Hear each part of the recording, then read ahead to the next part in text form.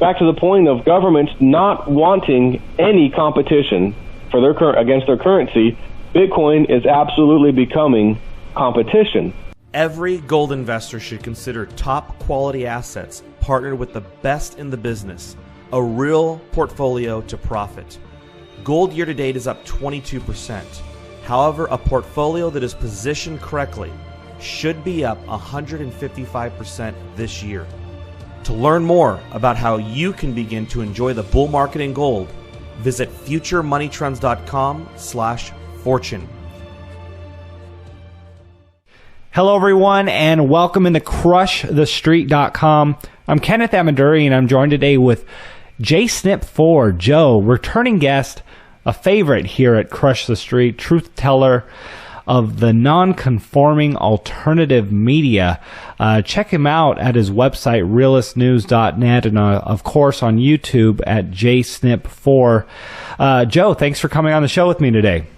It is, as always, a pleasure. It's been a little bit since we last talked, but a whole lot to talk about, I can guarantee you that.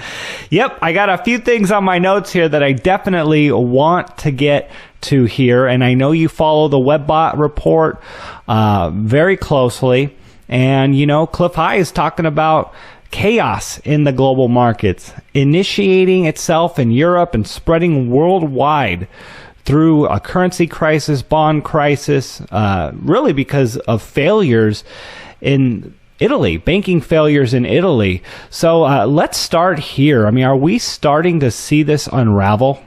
I think it's safe to say, yeah. I mean, you could look at last year and kind of saw the writing on the wall. And that's, speaking of the WebBot, it talked about way before anyone was even using the word Italy or Italian banking, crisis. And then all of a sudden we have this bank that's like the oldest bank in the world. I think it was created like 1400 something, Monte Paschi. And they're saying, well, we need to raise $5 billion in capital.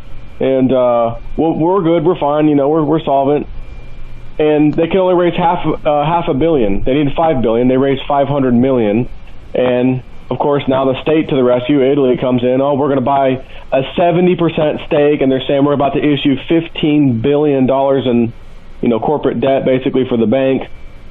As if the whole world's going to want that. They could only raise $500 million to begin with. Now all of a sudden, investors want $15 billion of their garbage. Mm-hmm. I mean, it's insane. But yeah, that's kind of the writing on the wall. Same with Deutsche Bank. Deutsche Bank's not in any kind of better condition than it was, several months ago in Germany. It's just going to be one crisis after the other. I think 2017 could potentially be the year where we really finally start to see it, where the average person can start to see it manifest. I mean, you look at Mexico right now, our neighbor. They jumped the gas price up 20%, the government did, overnight, several days ago, no warning, just all of a sudden. And I think it had to do with the last kind of straw that broke the camel's back, so to speak, when Trump is making more deals to get stuff out of Mexico and back into America. But it's crushing them. Their peso fell again. I think this morning I was looking at it, was back down again, really low. They're out there. I mean, there was a story where someone rammed a car into a line of police to get, at a gas pump. They're protesting left and right. This is right across the border from San Diego. And I'm thinking, last year I went to, around June, I went over there to get a little surgery on my foot. And I'm thinking, man, if that was right now, I might not even be able to go across the border. I mean, and this is happening now, but no media's really covering it as far as the mainstream goes. They're not really covering this. They're not really covering Venezuela, which is like practically in a civil war right now. It's just, I mean, it's happening. You just got to see it. But to kind of answer your question about 2017, I think this could be the year when all hell starts to break loose. I don't know that it'll be finished. We may see worse in 2018. And I know a lot of people have a lot of faith in Trump, and I'll be honest, I do too. But this is beyond Trump. This is beyond that. I mean, he wants to add $9 trillion to the deficit over the span of, I think, 10 years. So they're like, all right, let's get this bill passed, and in that bill, let's put, $9 trillion in there. And you say, well, Obama added $10 trillion in 8 years. He wants to add, 9 or almost 10, whatever trillion in 10 years. And I think I've got news for everybody. There ain't no way we're only going to be spending $10 trillion in 10 years.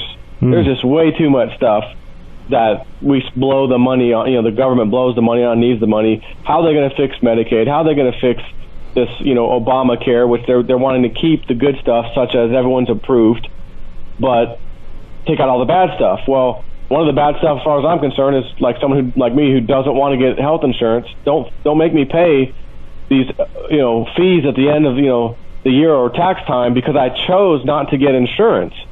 It's ridiculous. But you look at what he did today. He was talking, the CNN guys trying to, let me answer the question. Let me answer the question for you, Mr. Trump.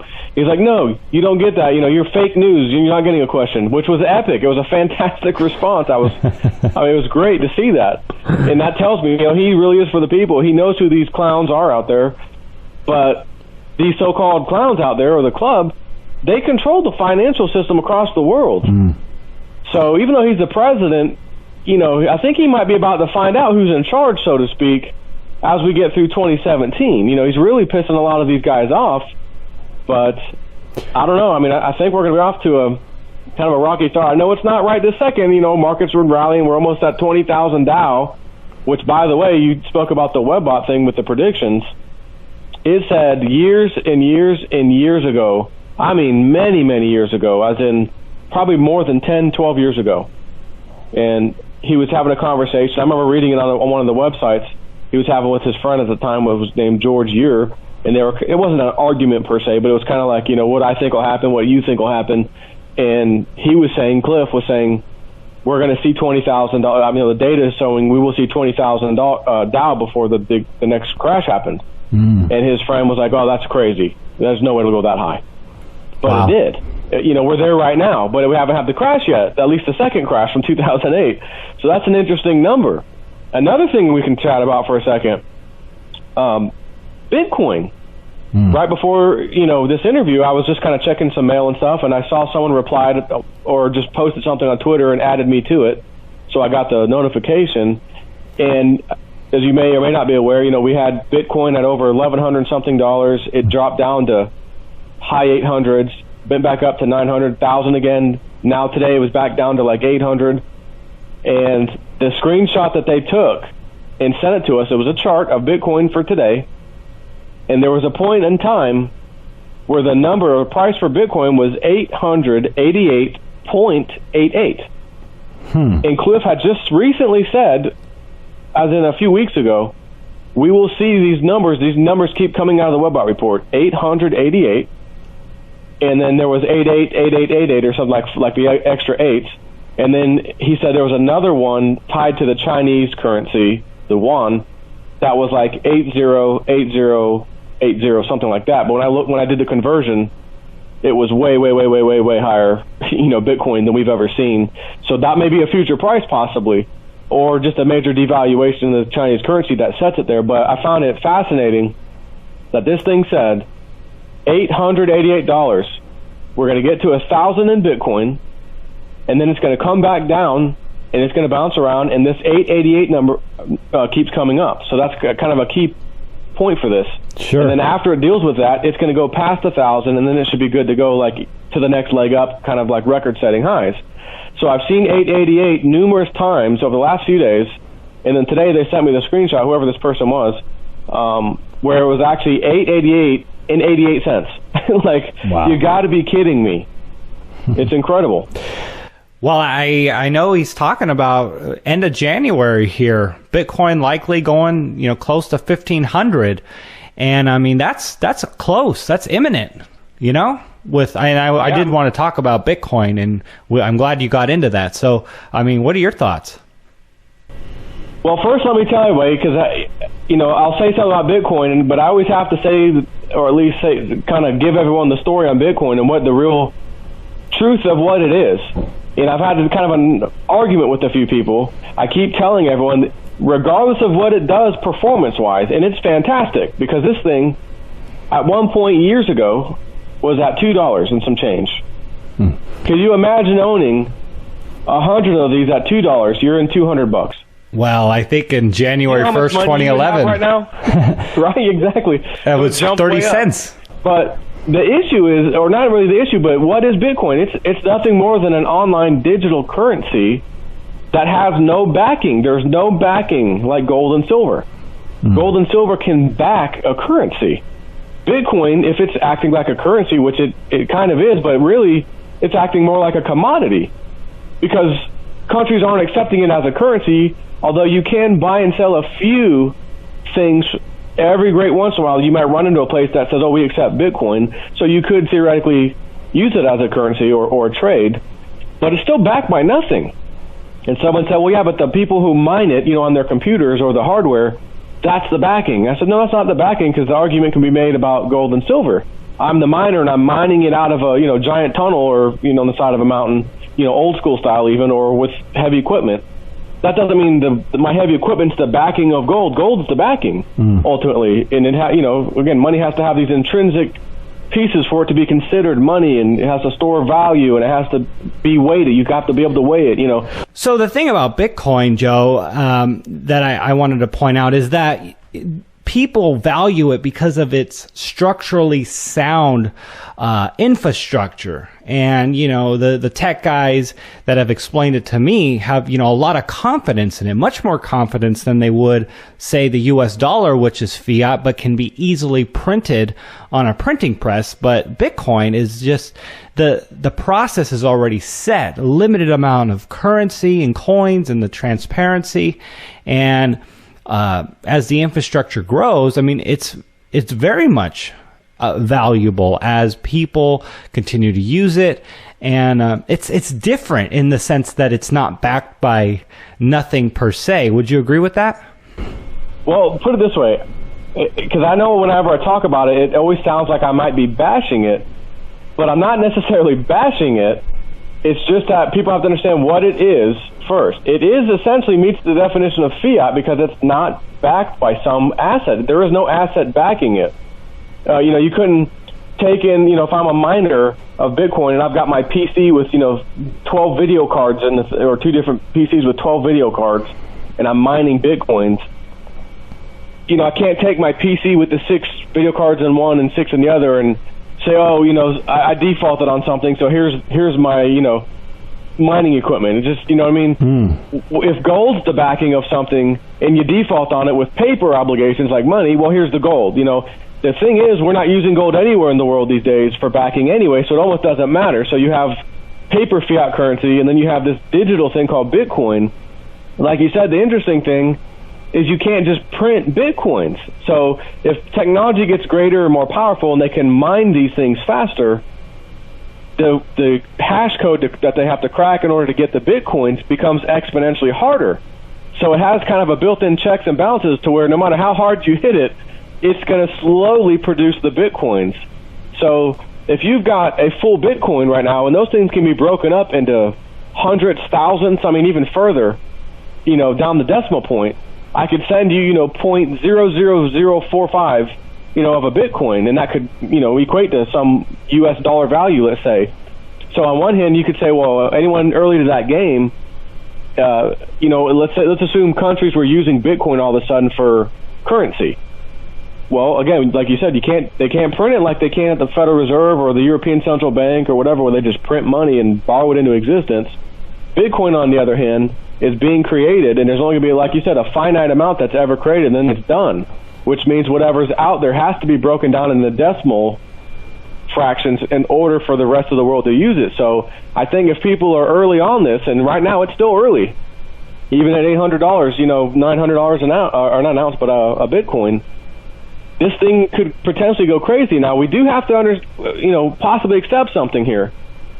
Governments do not, under any circumstances, want a competing currency. If you look at gold and silver, they control the price on their paper exchanges, the futures contracts on the COMEX, and they're able to do that because they're not buying and selling silver or gold. They're buying and selling paper contracts that are massively leveraged and have a tiny bit of backing of the actual metals, but they have enormous amount of paper being traded back and forth, so they can flood the market, cause the price to go down, hold back on their contracts, cause the price to go up. They can do whatever they want with it. With Bitcoin, there's no such mechanism whatsoever.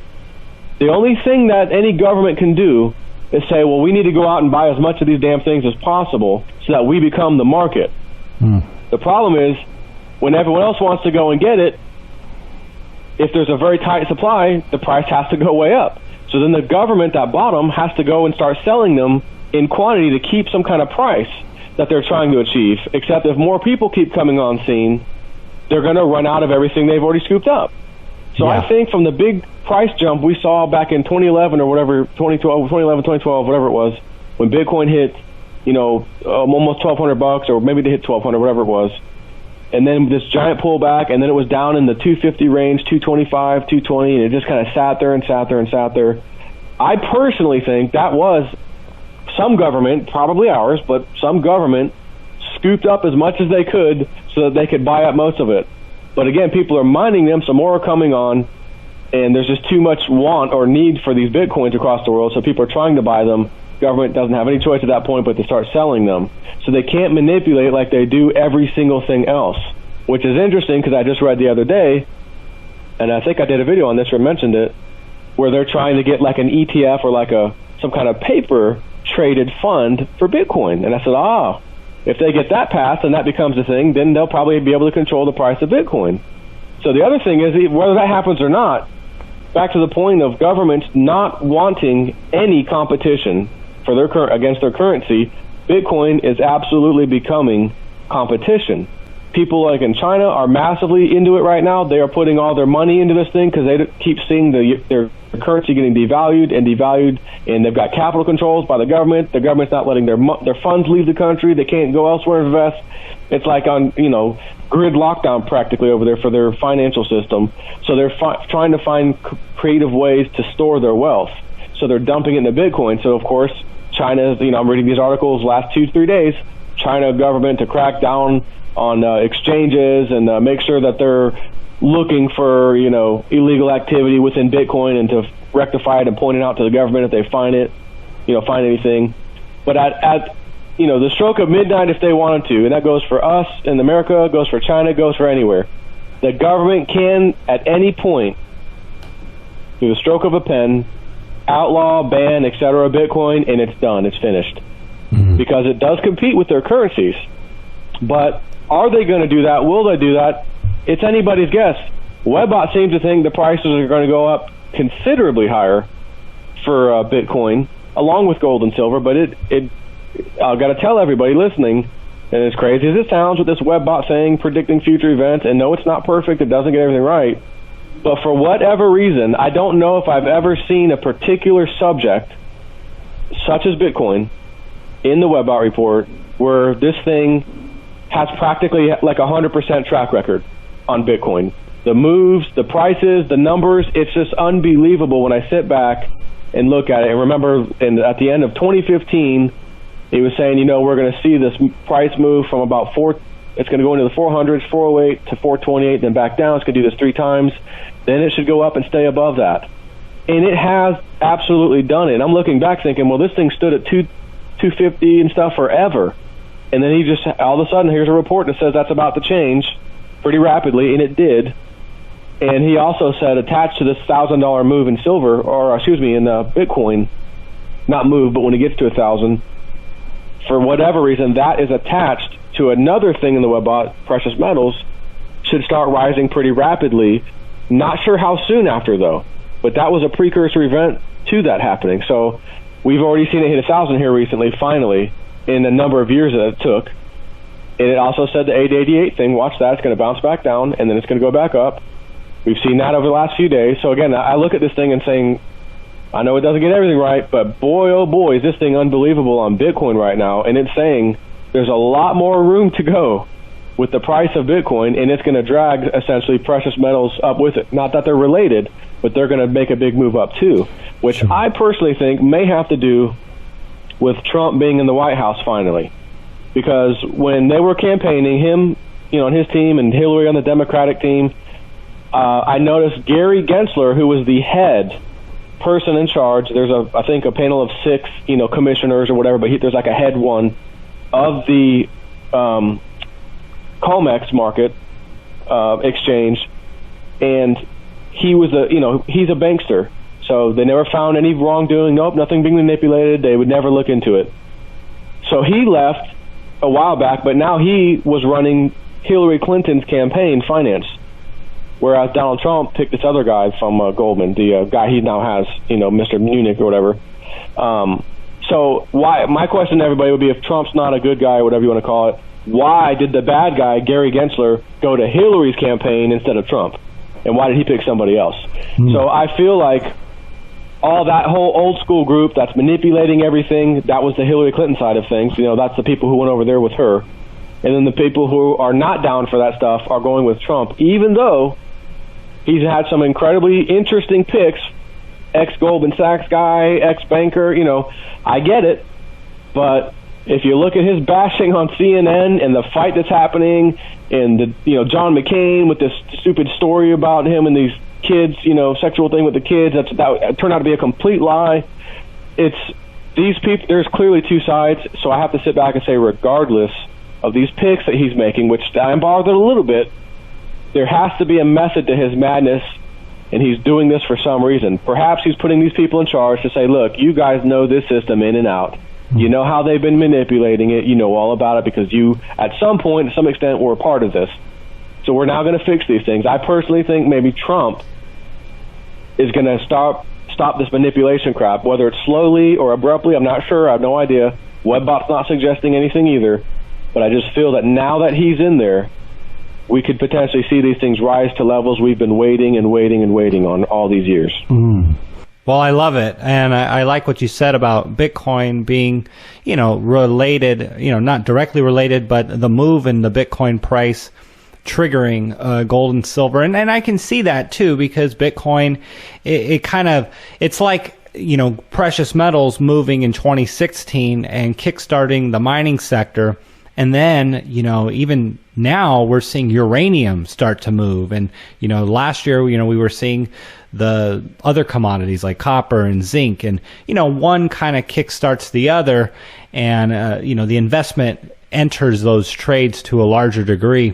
But interesting thing you were saying about Bitcoin is the counterparty risk. Essentially, the counterparty risk being governments and their ability to crack down on it with some sort of law.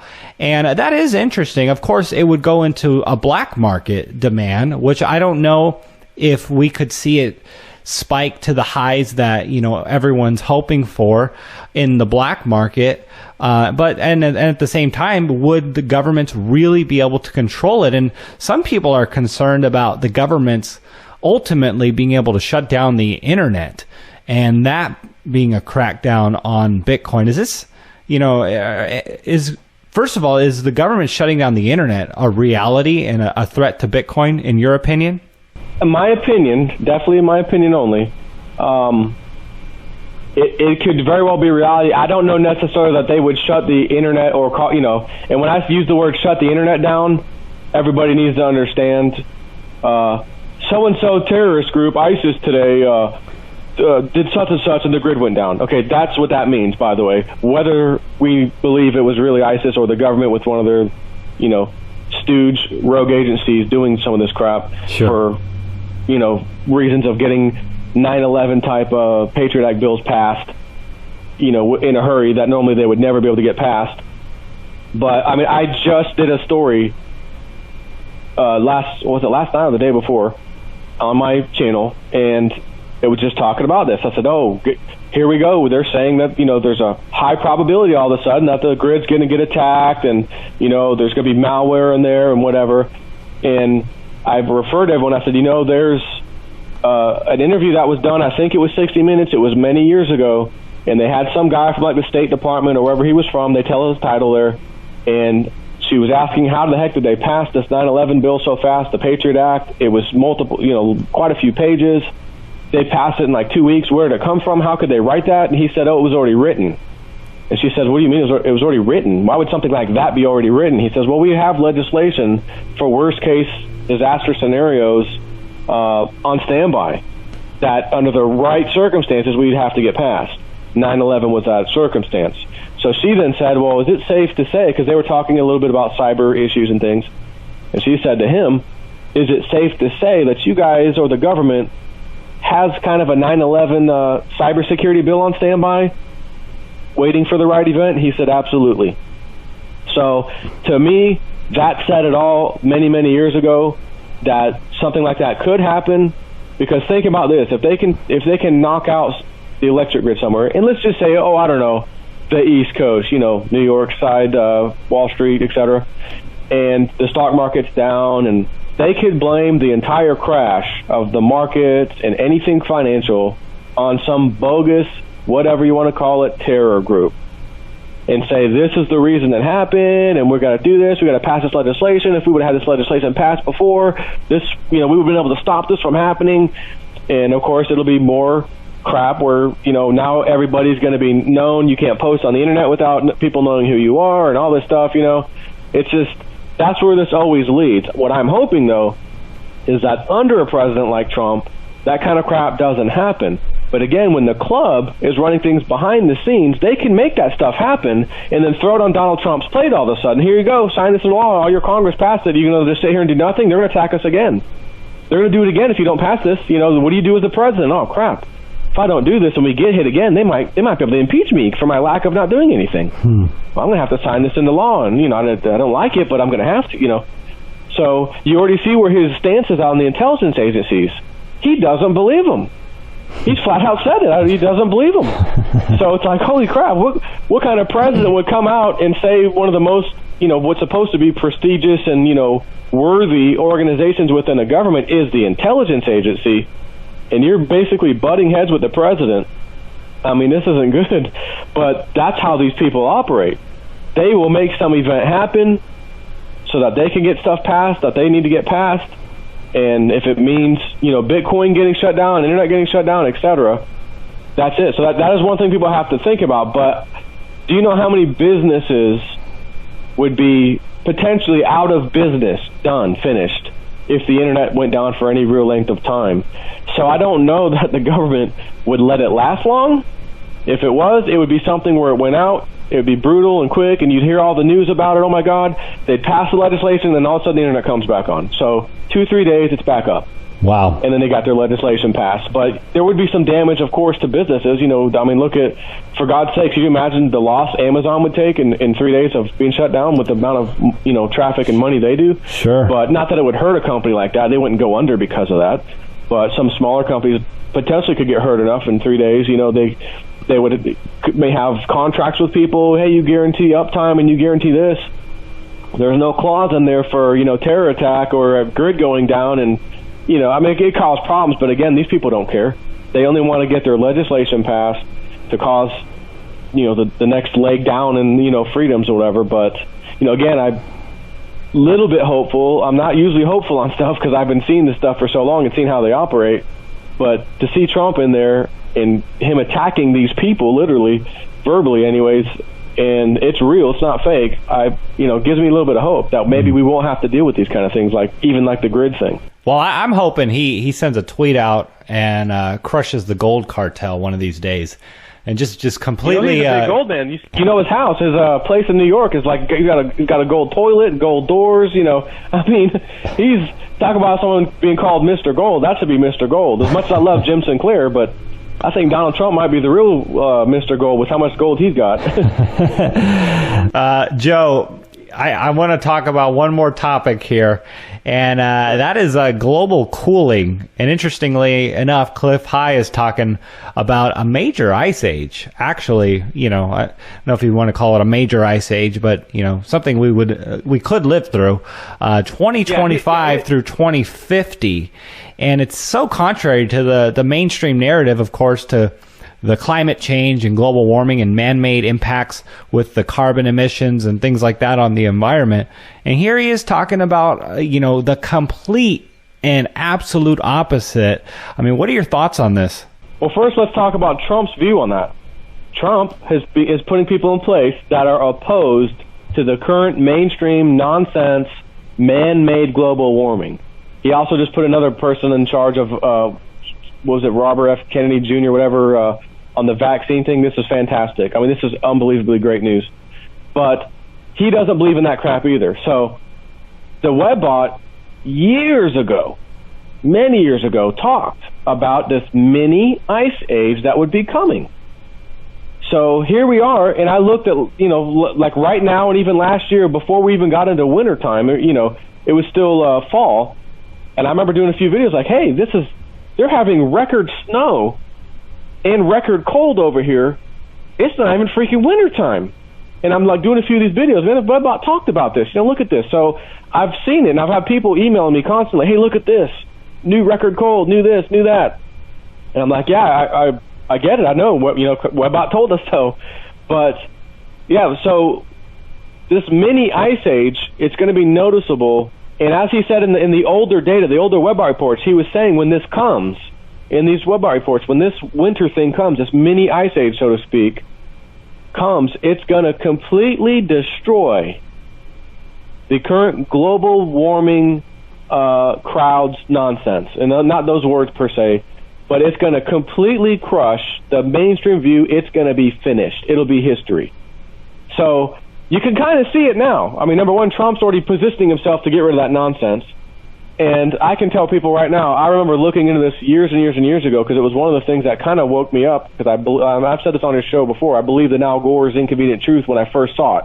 And then I did research, and it was completely debunked. But one of the things I learned, and I saw the same source that they showed, which was NASA data, satellite data in space, of course, that showed like all of the planets heating up at the same time we recognize Earth is going through global warming or global heating. So I said to myself, how in the hell can all these planets be heating up at the same time Earth is, that we're calling, but here it's because of us humans, we're polluting. We're not on freaking Jupiter or Neptune. I mean, what's going on here? So when I started looking at that, I was like, oh, that was the defining moment for me. Okay, this is a complete lie.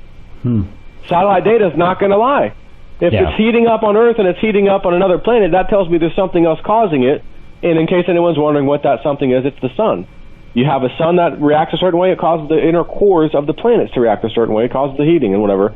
And I've seen ice core sample. I've seen a guy doing a video that he was studying ice core samples. His name was Dr. La Violette. I think that's how you pronounce it. He said, I had 300, 400,000 years of data in what I call the leftover ice core sample from the scientists they didn't need.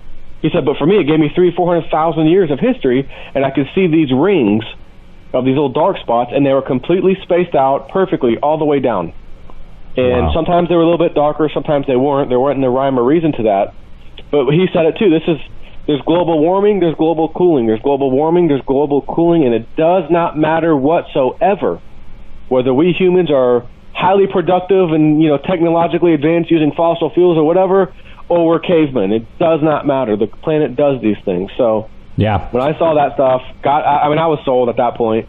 I knew, the Inconvenient Truth thing was nonsense, etc.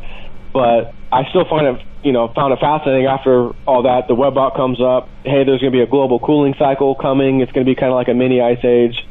And he told me personally through email a few times. He's like, you're in a good spot actually in Florida, Joe. Even with this cold coming in over the next decade or so, being close to that equator, you stand a good chance to not deal with much of the stuff that the Webbot's forecast about some of the stuff. And I'll let people know in one of the recent reports it was saying when this stuff really gets going with the cold, you're going to hear stories, and this could be years out, but you're going to hear stories of airplanes falling out of the sky because they've iced up their wings so badly that tons of ice have formed, and it just drops them right out of the sky. Wow. But this is going to be out in the future. But just to give you an idea, I guess, of how cold it's going to be outside. And another thing we'll touch on real quick, I've been getting flooded lately with emails from my subscribers. Hey, didn't the Webbot talk about atmospheric rivers and coming out of the sky, these massive rainstorms that would be called rivers? I'm like, yes, absolutely. And they're like flooding me with these stories from California. That is the exact keyword phrase that the news and the meteorologists are using in California recently. Atmospheric rivers pouring down. Webbot called this way in advance. They used the exact word that it said this is what you're going to hear in the news. And I'm like, this is incredible. Wow. Here it is. That's a word that really was never used before, I take it. No, I mean, did someone ever say it? Sure, but, because someone might argue, oh, well, the Webbot found, someone saying it, 15 years ago, and it made a prediction. The Webbot doesn't work that way. And I can, a general way this thing works is kind of like Google or any search engine. It sends out these spiders that follow sites, and every time there's a link on a site, it follows it. So it keeps following link after link to find every single site on the face of the earth that it can find, store those pages as data, and then we search for stuff, and that's what we get back. Cliff High's webbot sends out spiders, but they're also tuned to look up different languages. So it could be Chinese, it could be Russian, it could be numerous different languages, plus, of course, English. And when it sees not just a word like, rain in the sky, the word atmospheric river would be a word that humans don't normally use. So that would definitely be a good hit for it to grab. But if it just sees it once or twice or a few times, it's not enough. It needs to get it an enormous amount of times.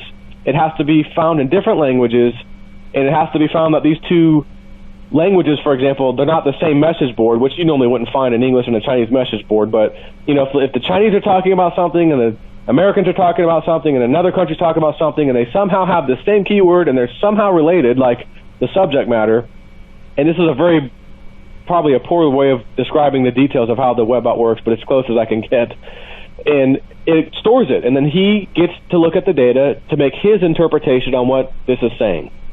And that's one of those things that said atmospheric rivers. That's not something you would be able to look up and see these terms all over the place until recently. Now it's all over the place, but the webbot said this a while back. So that's why I follow this thing. It's incredible to me, and it's fascinating. And people will kind of give you crap sometimes because, well, what about all the stuff it misses? How come you don't do videos? Well, because the disclaimer right off the bat, it's not going to get everything right, and I'm not interested when it doesn't get right. I'm only interested when it does get right, because it's better than chance that it got it right. So I want to focus on when it got right. And some of the keyword in. That's a good point. Just with saying, with one of the things that it's kind of a key thing about the webbot. The longer something is in there and it keeps showing up and keeps showing up and keeps showing up month after month or year after year, there's this data that's just still in there, but it hasn't happened yet. It's like you could be rest assured it is written in stone. This is going to happen, but it's going to be hard to say when. And silver and gold exploding to obscene prices is one of those things that has been in this webbot report over and over and over and over and over. So I know some people may have been in $30s and $40 for silver, and they may think, God, this has been going on for years. How much longer do I have to take of this? Now, my answer is I'm not 100% sure. I don't know how much longer. But the first thing you should have been thinking about was you would never got in this to get it rich quick. You knew you'd have to wait some time period. But I will say I firmly believe you will be rewarded massively, handsomely, if you just remain patient. Because believe me, the club, they can manipulate and manipulate until the last person says, I've had enough, I'm selling out. And then the prices go up. And then you say, damn it, why did I do that? Because they've got you figured out. They know the human mind. They are experts on how to manipulate everybody, and they know exactly what you can and cannot withstand normally, and they will take it to the limit so that you sell off everything, and then that price just explode, and then you're sitting there saying, what in the hell did I just do? Why did I just freaking wait? So cheer up, everybody, and just wait. That's all I'm telling you. Well, hey, man, those are some great closing thoughts. JSnip4, Joe. Joe, if people want to learn a little more, obviously, just the things that we talked about are things that you discuss all the time. You go into great detail on your YouTube channel, and your website is great as well. But if there's anything else that you wanted to share and let our audience know about, please do so. I will end this by saying, or add an additional thing and say, the real estate market, the trend for the real estate market going out many, many, many, many, many, many, many, many years is bad, is down. Okay, that's where this is heading. Doesn't mean we might have a little blip of another high. We've recently had highs again in the real estate market, matched with some of the 2006 pricing, which was the all-time high. I'm here to tell everybody they have to raise rates ultimately. You've already seen them start. When rates go up, there's no choice. It's automatic.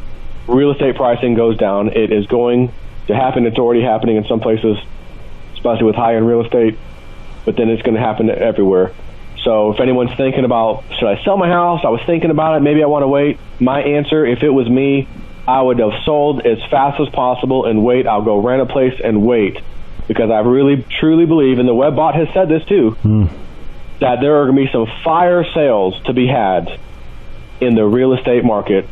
But it'll take a little while, but that's the trend going out, and it's not going to be a short trend. This is going to be a trend that goes out for a number of years.